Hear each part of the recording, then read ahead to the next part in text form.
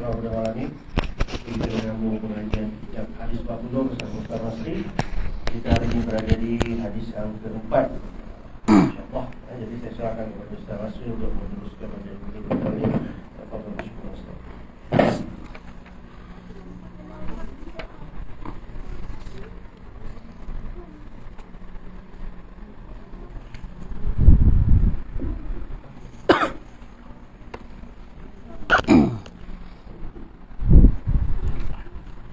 Terima kasih.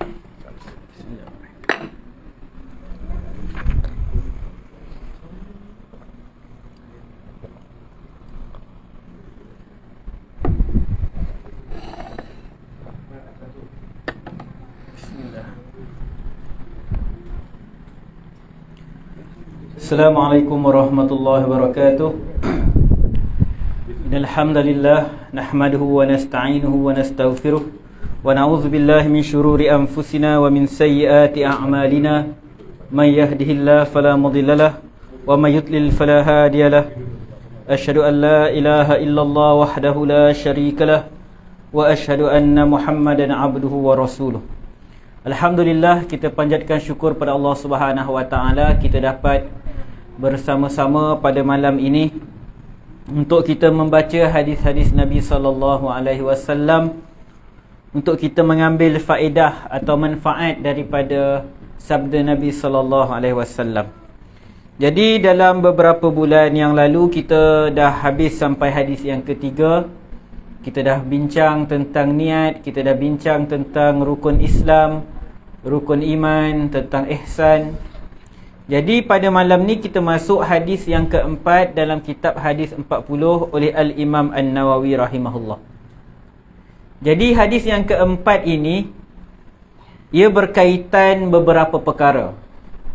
Pertama, ia berkaitan dengan penciptaan manusia, proses penciptaan manusia. Yang kedua, ia berkaitan dengan takdir, Yang ketiga, dia berkaitan tentang isu keadaan seseorang, kedudukan seseorang itu dihitung daripada pengakhirannya. Macam mana penghujung hayat dia, penghujung amal dia. Jadi kita lihat di sini, An Abdullah bin Mas'ud radhiyallahu anhu qala, daripada Abdullah bin Mas'ud radhiyallahu anhu, beliau berkata, Abdullah bin Mas'ud ni dia seorang sahabat Nabi radhiyallahu anhu. Antara yang unik tentang dia ni, beliau pernah diketawakan kerana betis dia kecil. Macam ada orang kan kaki dia kecil macam tu, dia diketawakan. Jadi para sahabat bila ketawakan dia kan, macam kita kadang ejek orang kan, ketawakan orang. Jadi Nabi SAW tegur para sahabat tentang perkara tersebut. Jadi Abdullah bin Mas'ud ni dia merupakan antara sahabat yang banyak meriwayatkan hadis Nabi SAW jugalah. Yang paling banyak Abu Hurairah radhiyallahu anhu. Jadi kata Abdullah bin Mas'ud radhiyallahu anhu, haddatsana Rasulullah sallallahu alaihi wasallam wa huwa as-sadiqul masduq. Nabi sallallahu alaihi wasallam telah menyampaikan kepada kami, dan baginda itu adalah as-sadiqul masduq, orang yang benar lagi dibenarkan. Kata Nabi SAW, inna ahadakum yujma'u khalquhu fi batni ummihi 40 yawman nutfah. Kata Nabi SAW, sesungguhnya seseorang daripada kamu, setiap manusia ini, yujma'u khalquhu fi batni ummihi, dia penciptaannya, dia dikumpulkan di dalam perut ibu dia. Kita sebut perut ibu lah. Kalau istilah sebenarnya rahim ibu. Di dalam perut ibunya selama 40 hari dalam bentuk air mani, nutfah.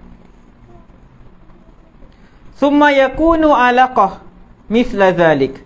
Kemudian dia menjadi seketul darah dalam tempoh yang sama juga. Summa yakunu mudghatan misla zalik. Kemudian lepas daripada air mani dia jadi darah, kemudian dia menjadi seketul daging dalam tempoh masa itu juga. Summa yursilullahu ilaihil malak. Kemudian Allah Subhanahu wa taala pun menghantar satu malaikat. Fayanfuhu fihi ruh. Lalu ditiupkanlah roh ke dalam ke dalam orang yang berada dalam rahim ibu dia tu lah, ke dalam janin tadi. Kita mudah kita kata anak yang dalam kandungan tadi. Wa yu'maru bi arba'i kalimat, lalu disuruh untuk ditulis 4 perkara. Bi katbi rizqihi wa amalihi wa ajalihi wa syaqiyyun aw sa'idun. Lalu ditulislah tentang rezeki untuk anak yang dalam kandungan ini, tentang amalan dia, tentang ajal dia, tentang sama ada dia akan sengsara atau bahagia.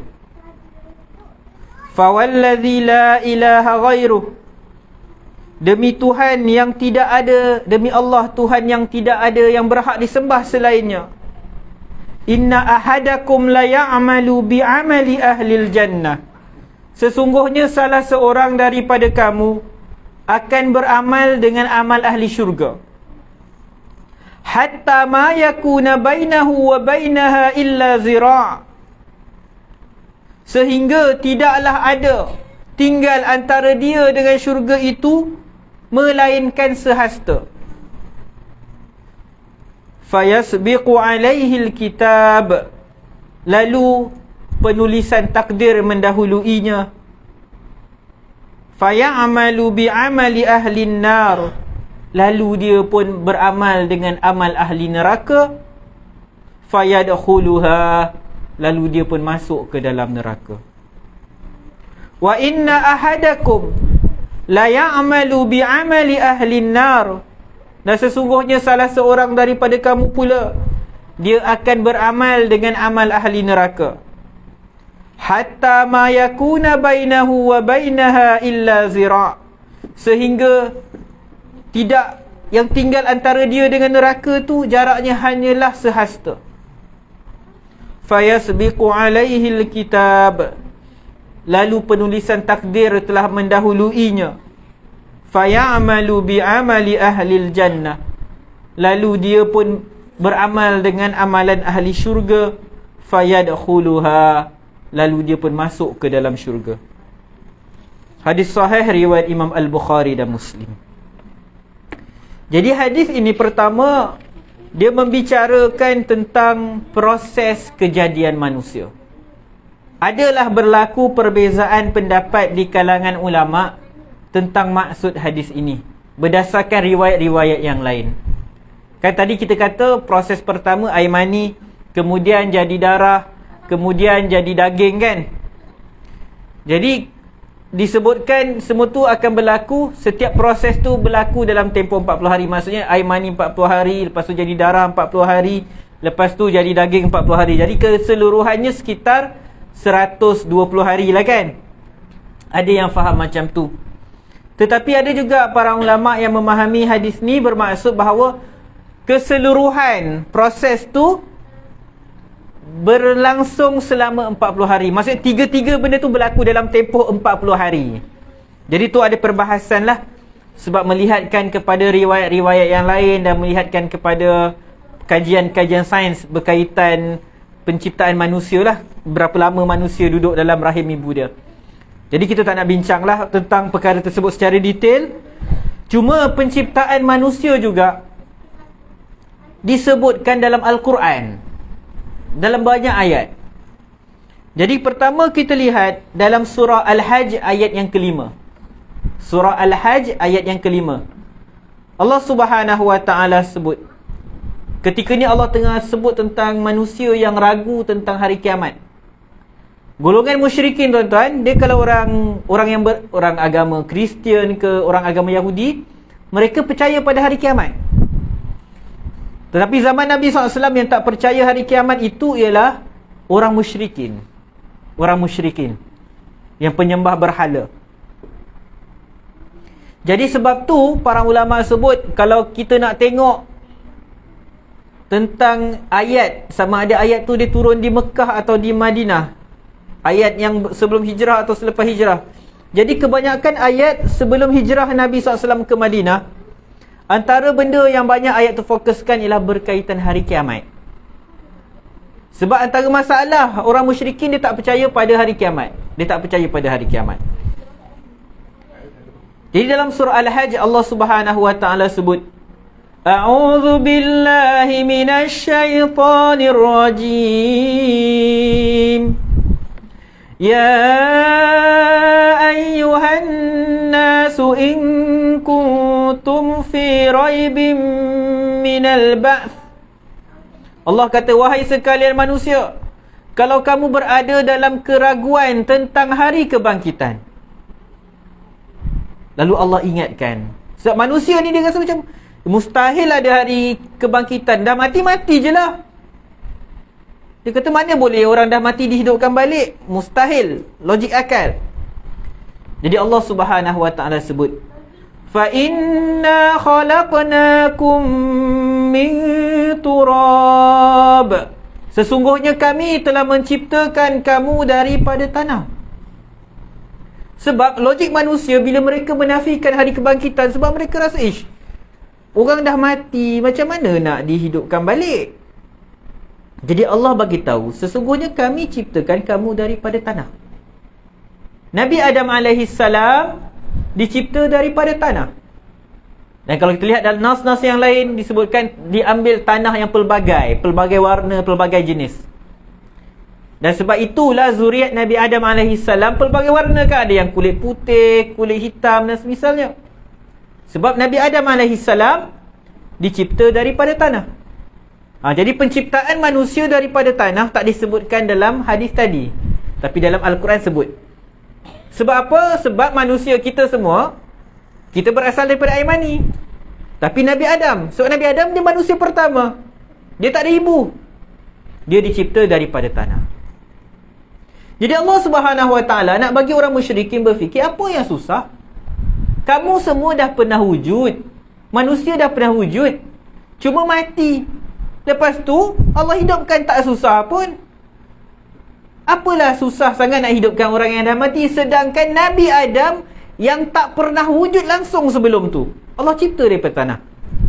Tak ada benda yang susah untuk Allah. Tapi Allah nak manusia fikir, kalau daripada sudut akal manusia, nak cipta benda yang memang dah sedia ada, cuma nak hidupkan balik ke lagi susah, atau nak cipta benda yang memang tak ada langsung sebelum ni?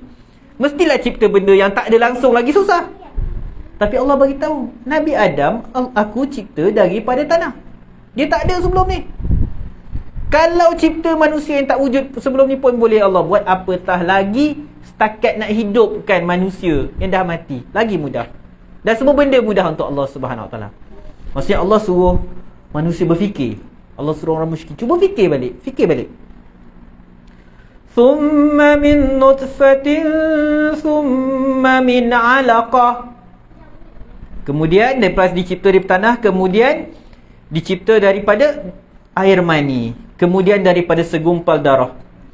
Thumma min mudghatin mukhallaqatin wa ghairi mukhallaqatin linubayyina lakum.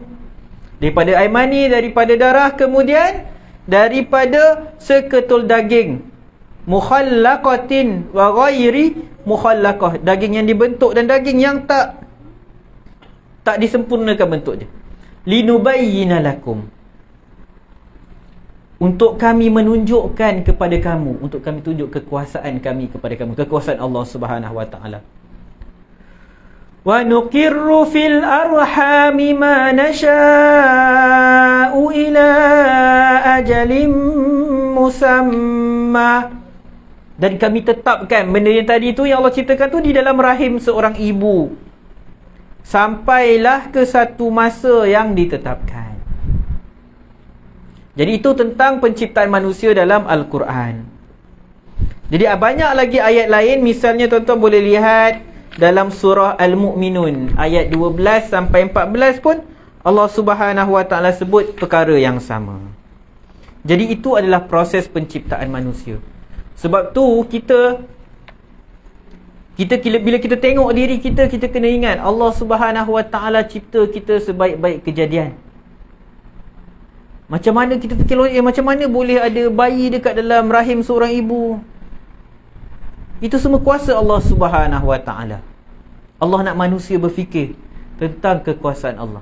Dan itu yang sepatutnya pada diri kita. Bila kita ada anak-anak kita nanti dia belajar sains dan semisalnya, dia belajar biologi tentang proses kelahiran manusia, kita kena terangkan kat dia ini semua menunjukkan kekuasaan Allah Subhanahu Wa Taala. Siapa yang atur sistem tu 9 bulan 10 hari? Siapa yang atur semua tu? Melalui proses tu, ikut tertib dia. Mula-mula air mani, lepas tu jadi darah, lepas tu jadi daging. Siapa? Dia proses yang teratur. Menunjukkan bila benda tu teratur, mesti ada sesuatu yang kawal dia, yang menentukan proses dia mesti macam ni. Kecuali dalam kes-kes yang istimewa, yang mencari adat macam yang berlaku pada Nabi Adam AS atau Nabi Isa AS. Tapi untuk manusia-manusia lain, dia mesti melalui sunnatullah ni, proses yang Allah dah tetapkan ni. Jadi sebab tu kita orang Islam, anak-anak kita kena galakkan dia untuk belajar. Kata kat dia, nak faham agama ni bukan sekadar kita belajar Quran hadis je. Dia jadi doktor ke, dia belajar sains. Yang penting bila dia belajar semua benda tu, dia kena nampak kekuasaan Allah Subhanahu Wa Taala. Sebab tu Allah sebut wa fi anfusikum afala tubsirun. Pada diri kamu, adakah kamu tak nampak? Maksud pada diri kamu tak nampak ke kekuasaan Allah Subhanahu Wa Taala? Okey, jadi hadis tadi berkaitan dengan penciptaan manusia. Yang kedua, berkaitan penulisan takdir. Jadi dalam hadis tadi disebutkan, apabila dah ada dalam rahim ibu tu, Allah akan hantar malaikat, lalu ditulis untuk orang bayi tadi, janin tadi, beberapa perkara. Antaranya tentang rezeki dia, antaranya tentang amal dia, antaranya tentang ajal dia, antaranya lagi tentang adakah hidup dia ni akan bahagia atau sengsara. Jadi itu berkaitan takdir. Itu berkaitan keimanan kita kepada qada dan qadar. Jadi takdir kita telah tertulis. Cuma mungkin kita terfikir, maksudnya takdir kita baru ditulis ketika kita dalam rahim ibu ke? Bukan. Sebenarnya dah tertulis sebelum itu lagi. Kita lihat beberapa hadis yang berkaitan. Saya bacakan terjemahan dia lah. Dalam hadis yang sahih riwayat Imam Al-Bukhari dan Muslim, daripada Anas bin Malik radhiyallahu anhu, Nabi SAW bersabda, Allah mewakilkan satu malaikat untuk menjaga rahim. Lalu malaikat itu bertanya, wahai Tuhan, ini air mani. Wahai Tuhan, ini seketul darah yang beku. Wahai Tuhan, ini seketul daging. Lalu apabila Allah mahu mencipta manusia, malaikat tanya lagi, lelaki ke perempuan? Dia akan susah atau bahagia? Apakah rezekinya? Apakah ajalnya? Lalu semua itu ditulis ketika dia berada di dalam rahim ibu dia. Jadi malaikat tanya kepada Allah, apa benda nak tulis tentang orang-orang ni? Jadi ini penulisan ketika di dalam rahim ibu tu. Malaikat yang ditugaskan nak jaga rahim ibu tu, dia tak tahu tentang takdir janin tu, takdir anak dalam rahim ibu tu. Tapi penulisan takdir dah berlaku di Lauh Mahfuz lagi, sebelum tu lagi. Cuma ketika di dalam rahim tu ditulis lagi perkara tersebut. Kita lihat apa dalil yang menunjukkan bahawa takdir dah tertulis. Apa yang akan berlaku di dunia ini, semua benda yang berlaku di dunia ini telah ditulis di Lauh Mahfuz. Dalam surah Al-Hadid ayat 22 kata Allah Subhanahu Wa Taala, ma asaba min musibatin fil ardi wala fi anfusikum illa fi kitabim min qabli an nabra'aha inna dhalika 'ala Allahi yasir. Tidaklah berlaku satu musibah di muka bumi atau musibah yang menimpa diri kamu sendiri, melainkan ia telah tertulis sebelum ia berlaku. Jadi yang tertulis ni maksudnya di Lauh Mahfuz. Sebelum penciptaan manusia telah tertulis apa yang akan berlaku bila kita akan mati. Semua benda yang berlaku di dunia ini telah tertulis di Lauh Mahfuz. Kemudian kata Allah, inna zalika 'alallahi yasir. Perkara-perkara ni semua mudah sahaja untuk Allah Subhanahu Wa Taala. Sebab takdir ni kerja Allah, bukan kerja kita. Takdir ni kerja Allah. Jadi benda tu mudah untuk Allah. Kalau kita rasa susahnya nak tulis tentang semua benda yang akan berlaku daripada awal penciptaan dunia sampai ke hari kiamat. Kalau kita tanya kat kita, memang susah lah. Tapi untuk Allah Subhanahu Wa Taala, benda ni senang sahaja. Dalam hadis sahih Imam Muslim, Nabi SAW sebut, sesungguhnya Allah Subhanahu Wa Taala telah menentukan segala takdir untuk semua makhluk 50,000 tahun sebelum dia mencipta langit dan bumi. Jadi takdir kita memang telah tertulislah sebelum terciptanya dunia ini, terciptanya langit, terciptanya bumi. Jadi mungkinlah timbul persoalan di kalangan kita, kalau macam tu semua benda dah tertulis ustaz, buat apa kita nak beramal? Kan? Termasuk masuk syurga, neraka, semua Allah dah tahu. Allah tulis dia ni akan masuk syurga, dia ni akan masuk neraka. Jadi mungkin persoalan tu bermain dalam fikiran kita. Ni tuan-tuan, bukan kita je yang rasa macam tu. Sahabat Nabi radhiyallahu anhum ajmain pun rasa macam tu. Kau macam tu tak payah beramal lah, semua benda dah tertulis. Jadi kita lihat beberapa hadis berkaitan ni. Hadis sahih riwayat Imam Al-Bukhari dan Muslim. Nabi SAW sebut, saya baca terjemahan je lah, panjang ni. Tidak ada satu manusia, tidak ada satu jiwa pun yang dilahirkan melainkan Allah Subhanahu Wa Taala telah menulis tempatnya di syurga atau di neraka. Telah ditulis juga sama ada dia ini akan celaka atau bahagia. Lalu seorang sahabat bertanya, ya Rasulullah, kalau macam tu, kenapa kita tak berserah sahaja kepada takdir dan kita tinggalkan amal? Macam tu tak payah beramal lah, tinggal je lah. Lalu sabda Nabi SAW, i'amalu, beramallah, fakullun muyassarun lima khuliqalahu. Beramallah kerana setiap orang akan dipermudahkan untuk melakukan apa yang diciptakan untuknya. Jadi Nabi SAW tetap suruh kita beramal. Sebab tuan-tuan, takdir ni kerja Allah. Kerja kita buat apa? Taat je perintah Allah. Kita dah sebut dalam kuliah sebelum ni, bila bercakap tentang qada dan qadar, antara perkara pertama kita kena faham ialah semua benda Allah tahu. Apa yang akan berlaku, apa yang telah berlaku, apa yang sedang berlaku, semua Allah tahu. Jadi kita beramal je. Setiap orang itu akan dimudahkan jalannya, dipermudahkan untuk melakukan apa yang dicipta untuknya. Mereka yang bahagia akan dipermudahkan untuk melakukan amalan golongan yang bahagia, manakala golongan yang celaka dipermudahkan untuk melakukan amalan golongan yang celaka. Jadi persoalan takdir ini dia merupakan persoalan yang menyebabkan berlaku jugalah perpecahan di kalangan umat Islam. Ada orang dia percaya bahawa manusia ni macam kapas yang berterbangan, tidak ada kemampuan langsung. Terbang je macam kapas berterbangan, ditiup angin, angin tiup ke kanan, dia ke kanan, angin tiup ke kiri, dia ke kiri. Jadi ni golongan Jabariyah. Manusia seolah-olah tak ada ikhtiar, tak ada kemampuan langsung. Manakala ada pula golongan dia menyatakan bahawa manusia ni dia boleh buat apa sahaja yang dia lakukan tanpa campur tangan daripada takdir Allah. Maksudnya manusia ni apa dia buat tu dia buat sendiri, dan Allah hanya tahu apa yang dia buat tu lepas dia buat. Maksudnya lepas kita buat satu perkara, baru Allah tahu kita buat ni, buat tu dan ini.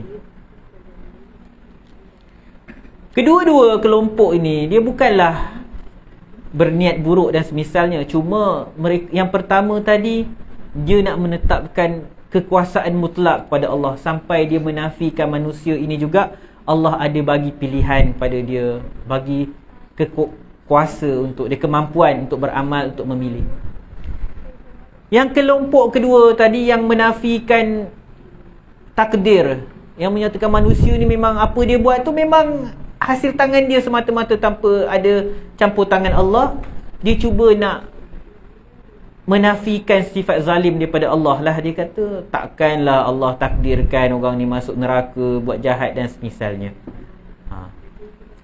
Jadi Ahlus Sunnah wal Jamaah melihat bahawa manusia ini diciptakan oleh Allah Subhanahu Wa Taala dengan ada kemampuan. Kita ada kemampuan, Allah ada bagi kita kemampuan untuk memilih. Untuk memilih. Tetapi walaupun begitu, kita hanya dapat melakukan sesuatu apabila Allah menghendaki ia berlaku. Kita ada kemampuan, tapi kemampuan kita terhad lah. Kemampuan kita terhad. Ada yang benda yang kita nak tapi tak dapat. Takdir Allah ni dia macam perancangan. Takdir ni dia perancangan Allah. Sebab tu dalam ayat yang kita baca tadi, mana tadi ayat tadi? Surah Al-Hadid tadi kan Allah kata, tidaklah berlaku musibah di muka bumi atau menimpa diri kamu, melainkan ia telah tertulis sebelum kami melaksanakannya. Jadi takdir ni ialah perancangan Allah. Kita pun manusia, kita buat perancangan juga. Tapi beza kita dengan Allah, Allah bila dia takdirkan sesuatu, dia tulis benda ni akan berlaku pada saat ni, dia pasti akan berlaku. Kita pula, kita mungkin rancang, esok kita tulis, esok nak pergi sini, esok nak buat itu dan ini. Tapi belum tentu kita dapat lakukan perkara tersebut. Jadi tuan-tuan, perbahasan tentang qada dan qadar ni saya pun tak mampu nak go masuk dalam-dalam sangat. Sebab kadang-kadang kita pun takut tersilap menghuraikan. Cuma saya nak kata kat sini, perbahasan qada dan qadar ni kadang-kadang kita hanya akan faham kepentingannya apabila kita ditimpa musibah. Bila kita rasa kita ni memang berkemampuan buat semua benda. Misalnya ada seseorang dia rasa sebab dia belajar rajin-rajin ni lah, maka dia dapat pandai, dia dapat straight A's, dia periksa dapat nombor 1. Bayangkan sepanjang tahun dia dapat nombor 1, markah semua A, semua A. Dia berterusan macam tu. Contoh dia masuk universiti daripada tahun 1 sampai tahun yang ke-4. Jadi dia ada baki 1 semester je lagi. Dia terus usaha, dia ganda kat usaha dia. Tapi ditakdirkan pada semester terakhir dia tu, dia fail satu subjek. Orang yang kalau dia tak beriman dengan qada dan qadar, dia akan rasa, macam mana aku boleh fail ni? Aku dah berusaha, bahkan aku berusaha lebih kuat daripada tahun 1, tapi kenapa tiba-tiba aku fail? Dia akan menyalahkan diri dia sendiri. Dia akan mula menyalahkan diri aku sendiri. Dia akan rasa diri dia tak guna dan semisalnya. Contoh kalau dia datang daripada keluarga miskin, dia akan rasa dia ni anak yang menyusahkan mak ayah dia. Mak ayah hantar ke universiti tapi dia fail. Dia akan salahkan diri dia sendiri. Sebab apa? Sebab tidak ada keimanan atau kurang kuatnya iman kepada qada dan qadar.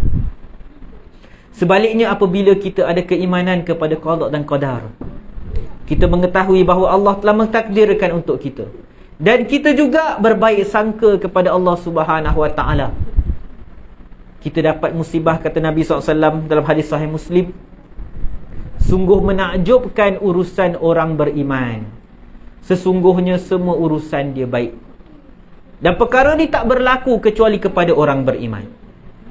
Apabila dia mendapat perkara yang dia sukai, kesenangan, maka dia akan bersyukur, maka itu baik untuk dia.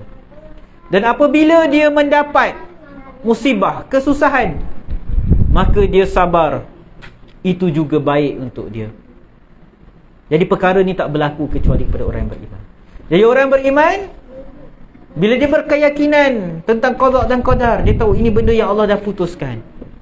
Dan dia kenal Allah, dia tahu Allah takkan lakukan sesuatu sia-sia. Allah takkan zalimi hamba dia. Maka dia tahu pasti segala apa yang Allah putuskan untuk dirinya ada kebaikan pada perkara tersebut. Dia akan jadi orang yang positif. Dia tak mudah putus asa. Dia takkan salahkan diri dia. Dan orang yang beriman dengan qada dan qadar juga, jika dia berjaya, dia tidak akan sombong. Dia tak adalah cakap lepas dia tahu aku 4 flat. Setiap kali peperiksaan universiti aku dapat 4 flat. Dapat degree kelas pertama, ni semua hasil usaha aku. Bila dia kata macam tu, semua ni hasil usaha aku je, dia tak nisbahkan sikit pun pada Allah Subhanahu Wa Taala, dia dah sombong. Dia mungkin akan kata kat kawan dia, kau ni fail mesti sebab kau malas belajar. Sedangkan mungkin kawan dia tu pun dah berusaha bersungguh-sungguh.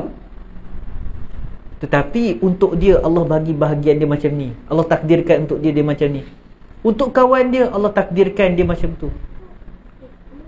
Jadi manusia yang tahu tentang takdir Allah, tentang qada dan qadar, tak ada ruang untuk dia sombong. Dia akan tahu bahawa segala perkara yang berlaku mesti dengan keizinan Allah.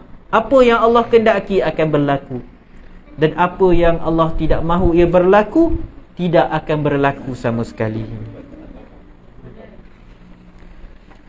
Dan tuan-tuan, dalam hadis tadi, kita baca hadis yang keempat tadi, Nabi SAW ada sebut, seseorang akan beramal dengan amalan ahli syurga, sampailah antara dia dengan syurga tu hanyalah sehasta sahaja. Sehasta sahaja. Yang dimaksudkan sehasta tu maksudnya dah dekat, dia dah nak matilah maksudnya. Bila nak mati makin dekatlah kita kat syurga, kan? Jadi itu kiasan. Tiba-tiba dia beramal dengan amal ahli neraka, maka dia dimasukkan ke dalam neraka Allah. Dan ada orang yang dia beramal, dia hidup dia melakukan maksiat, sampailah antara dia dan neraka tu sehasta. Maksud dah dekat dah dia nak mati. Lalu dia beramal dengan amal ahli syurga, maka dia pun masuk ke dalam syurga. Jadi tuan-tuan, perkara ni antara perkara yang sangat penting untuk kita faham. Sebab mungkin ada orang akan terfikir, macam mana boleh berlaku perkara ni? Macam mana orang yang dia beramal dengan kebaikan, tiba-tiba pengakhiran dia pengakhiran yang buruk? Jadi hadis ni dia menerangkan satu konsep yang penting, iaitu innamal a'malu bil khawatim. Sesungguhnya segala amalan adalah berdasarkan kesudahan dia. Ini hadis sahih daripada Sahal bin Sa'ad dalam Sahih Al-Bukhari. Kata Nabi SAW, innamal a'malu bil khawatim. Sesungguhnya amalan tu dilihat pada penghujung dia. Sebab tu Nabi SAW dalam hadis yang lain, Nabi SAW sebut, innar rajula la ya'malu zaman at-tawil bi'amali ahli al-jannah. Sesungguhnya ada seorang itu, dia akan beramal dengan amalan ahli syurga pada tempoh masa yang panjang. Thumma yukhtamu lahu amaluhu bi'amali ahli an-nar. Kemudian ditutup amalnya itu dengan amalan ahli neraka. Sebab tu tuan-tuan, kita tak tahu kita punya penghujung macam mana. Jadi kalaulah kita ditakdirkan Allah sekarang kita rajin buat benda-benda baik, kita rajin solat, kita baiklah, alhamdulillah, kita jangan sombong. Kita jangan sombong. Sebab kita tak tahu penghujung kita apa yang akan berlaku. Kita tak tahu di masa depan apa ujian yang Allah akan timpakan kat diri kita. Adakah kita berjaya lepas atau tidak ujian tersebut? Jadi kita jangan sombong. Jadi kita jangan mendabik dada kononnya kita ini ahli syurga. Kemudian kata Nabi SAW, wa inna rajula la ya'malu zaman at-tawila bi'amali ahli an-nar. Dan ada seorang pula, dia dalam tempoh masa yang panjang dia melakukan amalan ahli neraka. Thumma yukhtamu lahu amaluhu bi'amali ahli al-jannah. Kemudian ditutup amalannya, diakhiri amalannya dengan amalan ahli syurga. Tuan-tuan, antara ciri sombong adalah bila kita nampak orang buat maksiat, kita rasa dia ni neraka tempat dia. Tak boleh tuan-tuan, tak boleh. Kita jangan sesuka hati kita menerakakan orang. Sejahat mana pun manusia tu, dia minum arak ke, dia berjudi ke, kita tak ada hak nak kata kau masuk neraka. Kita nak ingatkan dia boleh, kita kata kat dia jangan buat dosa ni, Allah janjikan neraka, dosa ni boleh menyebabkan kau masuk neraka, tu tak apa. Tapi kita pula yang secara spesifik nak kata kau masuk neraka, tu tak boleh. Sebab kita tak tahu pengakhiran dia macam mana. Pengakhiran kita pun kita tak tahu. Macam mana pula kita nak hukum pengakhiran orang lain? Jadi berhati-hati dengan perkataan kita. Dalam sebuah hadis yang sahih riwayat Imam Al-Bukhari dan Muslim, dia ada satu kisah tentang dalam satu peperangan. Dalam satu peperangan, maka ada seorang sahabat Nabi radhiyallahu anhu yang mana dia berperang bersungguh-sungguh. Tidaklah ada musuh yang lalu, melainkan dia akan kejar dan tetak dengan pedang dia. Lalu mereka berkata, para sahabat bila tengok ada sahabat yang macam ni, mereka kata, pada hari ini tidak ada di kalangan kita yang sama seperti si fulan ni, dialah yang paling berani. Lalu Nabi SAW cakap, maksudnya dia mati syahid. Jadi para sahabat kata, oh, dia ni neraka, syurga lah, sebab dia lawan ramai, dia kejar bersungguh-sungguh dalam peperangan. Tiba-tiba Nabi SAW kata, dia ahli neraka. Nah, macam mana Nabi SAW tahu? Nabi SAW dapat wahyu. Kita jangan mandai-mandai, kita tak dapat wahyu. Nabi SAW dapat wahyu. Kata Nabi, dia adalah penghuni neraka. Seorang lelaki berkata, saya adalah sahabatnya. Jadi cerita ni berlaku sebelum lelaki ni meninggal dunia. Maksudnya jadi seorang lelaki berkata, saya adalah sahabatnya. Lalu dia pun mengekori lelaki tersebut. Bila Nabi SAW kata lelaki tu ahli neraka, sedangkan orang lain semua puji dia ni berperang bersungguh-sungguh. Lalu sahabat tadi pun dia ikutlah kawan tadi yang kata Nabi dia ahli neraka tersebut. Lalu dia mendapati lelaki itu luka parah dalam peperangan. Lalu untuk mempercepatkan kematiannya, dia meletakkan pedang di atas tanah. Dan maksudnya dia letak pedang atas tanah, mata pedang tu ke atas lah. Dia buat apa? Sebab dia tak tahan sangat sakit dalam perang, dia bunuh diri lah. Dia bunuh diri. Dia menekan badannya ke atas pedang tersebut, lalu membunuh diri. Lalu lelaki itu pun berkeluar kepada Rasulullah SAW. Dia kata, aku bersaksi engkau adalah utusan Allah. Dia pun menceritakan kepada Nabi SAW apa yang berlaku. So macam mana Nabi SAW tahu? Semua orang yang nampak lelaki ni pergi perang bersungguh-sungguh, tapi rupanya pengakhirannya dia bunuh diri. Dia bukan mati syahid, dibunuh oleh musuh. Orang mungkin sangka dia mati syahid, tapi sebenarnya dia mati bunuh diri sebab dia tak tahan dengan kecederaan yang menimpa diri dia dalam peperangan. Lalu bila sahabat tadi pun, laki tadi pun ceritalah dekat Nabi SAW, wa qassa alaihi al-qissah, wa qassa alaihi al-qissah. Dia pun cerita kat Nabi SAW apa dia nampak tentang laki tadi yang bunuh diri tu. Lalu kata Nabi SAW, inna rajula la ya'malu amala ahli al-jannah.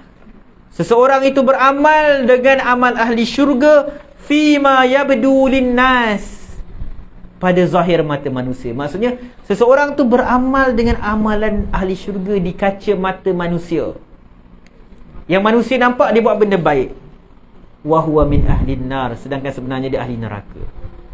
Maksudnya sebenarnya dia buat benda yang tak elok sebenarnya, tapi manusia tak nampak. Wa inna rajula la ya'malu amala ahli nar, dan ada pula orang yang dia beramal dengan amal ahli neraka, fima yabdu linnas, pada kaca mata manusia, pada apa yang tampak pada mata manusia. Wa huwa min ahli jannah, sedangkan dia ahli syurga. Sebab tu tuan-tuan, kita nampak orang baik macam mana, tak apalah kita sangka baik kat dia, tapi jangan kata dia ahli syurga, tak boleh. Sama juga kita nampak orang dia jahat, kata kau ni neraka tempat kau, tak boleh. Sebab kita tak tahu, ya memang mungkin dia buat kejahatan depan kita, dia buat maksiat. Kalau perempuan mungkin dia tak pakai tudung, tak tutup aurat, Tapi kita tak tahu, di sebalik dia tak tutup aurat, mungkin dia ada buat amal-amal kebaikan yang lain. Jadi kalau kita nak tegur kesalahan dia tu je. Jangan kita lebih-lebih. Jangan kita menentukan syurga neraka seseorang, tak boleh. Jadi hadis ni mengajar kita, pertama, untuk berhati-hati dengan diri kita. Yang kedua, jangan mudah-mudah kita nak menetapkan seseorang itu masuk ke dalam syurga atau neraka Allah Subhanahu Wa Taala. Dan ada satu hadis riwayat Abu Daud, kisah daripada Bani Israel. Ada dua orang sahabat. Saya ringkaskan cerita dia. Ada dua orang sahabat. Seorang ni dia baik, dia taat pada Allah, suka beribadah. Yang seorang lagi kaki maksiat. Kaki maksiat. Yang kawan yang baik ni selalulah tegur dia, selalu tegur dia. Tapi yang kawan lagi seorang ni memang jenis macam orang kata tak makan saman, dah tegur pun buat juga maksiat. Sampai ke satu tahap, kawan yang baik ni hilang sabar. Dia kata, Allah tak akan ampuni engkau. Dia kata, Allah tak akan ampuni engkau. Lalu apa yang berlaku? Apabila mereka berdua meninggal dunia, kawan yang buat maksiat tu masuk syurga. Kawan yang baik tadi yang kata Allah tak akan ampuni engkau tu, dia masuk neraka. Dia masuk neraka sebab apa? Sebab dia cakap Allah tak akan ampuni engkau. Satu perkataan yang ringan kat mulut kan, mudah je sebab Allah tak akan ampuni engkau. Tetapi di sisi Allah perkataan tu berat. Siapa yang bagi hak kepada kamu untuk cakap Allah tak akan ampuni dia? Disebabkan perkataan itu, dia masuk ke dalam neraka Allah Subhanahu Wa Taala. Allah Maha Adil. Allah takkan campak dia ke dalam neraka hanya kalau dia buat benda kesalahan kecil dan kalau amal baik dia banyak. Tapi menunjukkan ucapan dia tu berat sangat, timbangan dosa dia. Sampaikan disebabkan dosa itu, dia dicampakkan ke dalam neraka Allah Subhanahu Wa Taala. Jadi bila kita dah faham bahawa amalan ni dikira pada penghujungnya, maka kita semua kena banyaklah doa pada Allah Subhanahu Wa Taala agar kita ditetapkan hati kita. Dah pukul berapa ni? 9.25. Ditetapkan hati kita untuk kita sentiasa mentaati Allah Subhanahu Wa Taala. Sebab tu Nabi SAW mengajar kita doa. Nabi SAW membanyakkan dalam hadis riwayat Imam At-Tirmizi, Nabi SAW banyak berdoa, ya muqallibal qulub, tsabbit qalbi ala dinik. Boleh tak kita baca sama-sama? Adik-adik semua ikut baca doa ni, boleh? Ya muqallibal qulub, ya muqallibal qulub, tsabbit qalbi ala dinik. Tsabbit qalbi ala dinik. Maksud dia apa? Wahai Tuhan yang membolak-balikkan hati, tetapkanlah hatiku di atas agamamu. Tetapkan hatiku di atas agamamu. Sebab kita takut pengakhiran kita pengakhiran yang teruk. Kita semua nak pastikan pengakhiran kita pengakhiran yang baik, masuk syurga Allah Subhanahu Wa Taala. Sebab tu kita juga setiap hari kita dalam solat kita baca apa? Surah Al-Fatihah kan? Dalam surah Al-Fatihah ada doa pada Allah, Ihdinas siratal mustaqim. Tunjukkan kami jalan yang lurus. Apa maksud kita minta jalan yang lurus? Adakah waktu solat itu kita berada di jalan yang sesat? Pasti tak, kita tengah solat. Kita minta Allah Subhanahu Wa Taala kurniakan istiqamah kepada kita untuk kita tetap kekal di atas jalan yang lurus tadi. Sebab macam Nabi SAW kata, hati kita, hati ni, ya muqalliba. Muqallib tu maksud Allah yang membolak-balikkan hati kita. Hati manusia ni berubah-ubah. Hari ni kita rajin beribadah, kita rajin solat, rajin baca Quran, dengar cakap mak ayah kita. Tapi esok mungkin kita lain. Jadi kita minta ke Allah agar hati kita ni dijaga, sentiasa mentaati Allah Subhanahu Wa Taala. Jadi alhamdulillah, sampai di sini saja huraian kita untuk hadis yang keempat. Jadi kita sebutkanlah beberapa kesimpulan. Untuk mudah kita balik malam ni, ada beberapa kesimpulan. Daripada panjang kita hurai tadi, apa kesimpulan dia? Kesimpulan yang penting. Pertama, hendaklah kita berwaspada daripada maksiat, kerana bimbang penghujung hidup kita yang buruk. Jadi jangan pula kita bila nampak orang buat baik, kita kau ni buat baik, tak masuk neraka. Tak boleh juga. Bukan hadis ni nak ajar kita sangka buruk dengan orang, bukan. Sangka buruk kat diri sendiri tak apa, dengan orang sangka baik. Banyakkanlah istighfar dan penyesalan di atas dosa yang lalu. Sebab kita takut dosa bila kita buat, dalam hadis lain, hadis riwayat Tirmizi, dosa bila kita buat, dia akan meninggalkan kesan hitam pada hati kita. Tuan-tuan, kalau kat cermin dalam bilik air kita tu, kan cermin dalam bilik air kan, bila lembab dia akan lama macam bertaik lalat kan. Kalau dah lama sangat, banyak tak taik lalat kat cermin tu? Penuh. Bila dah banyak sangat, kita nak gosok hilang kan susah kan. Jadi begitulah kita. Kita ni manusia, memang Allah ciptakan kita akan buat kesilapan. Sebab tu Nabi SAW sebut, setiap anak Adam itu akan berdosa. Setiap anak Adam berdosa. Dan sebaik-baik orang yang berdosa ialah bertaubat. Lepas buat satu dosa, jangan kita lengah taubat pada Allah. Sebab bila kita buat dosa, akan ada satu titik hitam. Bila kita taubat, hilang, bersih. Tapi kalau kita buat dosa, kita tak taubat, lepas tu esok buat dosa lagi, tambah titik hitam dalam hati kita. Lusa buat lagi, berterusan sampai hati kita hitam. Bila hati dah banyak sangat keladak, kotor, nak bersihkan dia susah. Berbanding kalau baru sikit kita bersihkan, senang. Sebab tu Al-Imam Ibn Qayyim rahimahullah dalam kitabnya Ad-Da' wa Dawa', dia kata antara hukuman kepada dosa yang kita buat ialah dia menghilangkan perasaan malu. Kita bila first time buat dosa, takut-takut. Kali kedua masih takut lagi, tapi dah kurang dah rasa takut. Tapi kalau dah setiap hari buat, kita dah relax, tak rasa bersalah pun. Sebab kita dah banyak sangat buat dosa sampai hilang rasa malu dalam diri kita. Jadi kita takut kita meninggal dunia dalam keadaan perkara yang terakhir kita lakukan ialah kita buat dosa kepada Allah Subhanahu Wa Taala. Wallahu alam. Sebelum kita bersurai, kalau ada sebarang persoalan, adik-adik ada soalan? Ustaz cerita apa hari ni? Cerita sikit. Satu je, apa yang Ustaz cerita tadi? Yang pakai kopiah kat depan ni macam pakai kopiah macam Ustaz. Awak ada terus buka kopiah. Ustaz cerita apa malam ni? Satu benda, apa yang awak dengar ni? Tak ingat langsung. Allahu Akbar. Siapa ingat? Hai, ni tak dengar kuliah tadi ni. Tak apa, tak boleh kali dengar Okey, ada soalan? Jadi kalau tak ada soalan, kita sudahi majlis kita dengan tasbih kafarah. Subhanakallahumma wa bihamdika asyhadu an la ilaha illa anta astaghfiruka wa atubu ilaik. Assalamualaikum warahmatullahi wabarakatuh.